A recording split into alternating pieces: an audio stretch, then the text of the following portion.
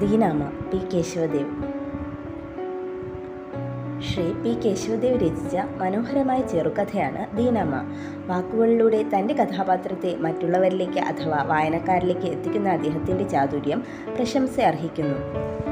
ദീനാമ എന്ന ഒരു പെൺകുട്ടിയാണ് ഈ കഥയിലെ കേന്ദ്ര കഥാപാത്രം. അവളെ വർണ്ണിച്ചുകൊണ്ട് കൂട്ടുകാർ കവിത എഴുതി കളിയാക്കി പാടുമായിരുന്നു.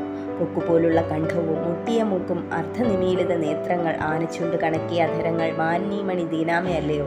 കാക്കയേക്കാൾ കറുത്ത നിറവും ഉയർന്ന പല്ലുകളും കൊക്കിനെ പോലെ മെലിഞ്ഞു നീണ്ട കഴുത്തും പതിഞ്ഞ മൂക്കും പാതി അടഞ്ഞ കണ്ണും വിടർന്ന ചുണ്ടുമൊക്കെയായിരുന്നു അവളുടെ രൂപം.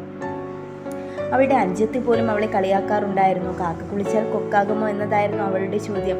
മറുപടിയായി ദീനാമ, കുളിക്കാത്ത കൊക്കിനേക്കാൾ കുളിക്കുന്ന കാക്കയാ നല്ലത് എന്ന് പറയുമായിരുന്നു. സൗന്ദര്യമില്ലാത്ത കാരണം പറഞ്ഞ് അവളെ മാറ്റി നിർത്താറുണ്ടായിരുന്നു. കണ്ണീരൊഴുക്കാത്ത ഒരു ദിവസം പോലും അവളുടെ ജീവിതത്തിൽ ഉണ്ടായിരുന്നില്ല. വിവാഹാലോചനകൾ വരുന്നുണ്ടായിരുന്നെങ്കിലും അവർക്കെല്ലാം സുന്ദരിയായ ദീനാമയുടെ അനുജത്തിയായിരുന്നു ഇഷ്ടപ്പെടുന്നത്. വിവാഹം വേണ്ടെന്ന് തീരുമാനിച്ചിരുന്ന ദീനാമ ചിത്രങ്ങൾ കാണുവാനും വരയ്ക്കുവാനും എല്ലാത്തിലും സൗന്ദര്യം കണ്ടെത്താനും ശ്രമിക്കുമായിരുന്നു. അനുജത്തിയുടെ വിവാഹം കഴിഞ്ഞു.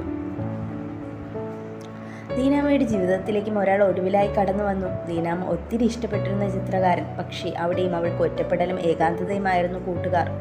ചിത്രരചനയുടെ മായിക ലോകത്തായിരുന്നു അവളുടെ ഭർത്താവ്. ഒരിക്കൽ അവൾ തിരിച്ചറിയുന്നു, അദ്ദേഹം ചിത്രങ്ങളിലൂടെയും ഛായങ്ങളിലൂടെയും കുറിച്ചിരുന്നത് അവളുടെ സുന്ദരമായ ചിത്രങ്ങളായിരുന്നു.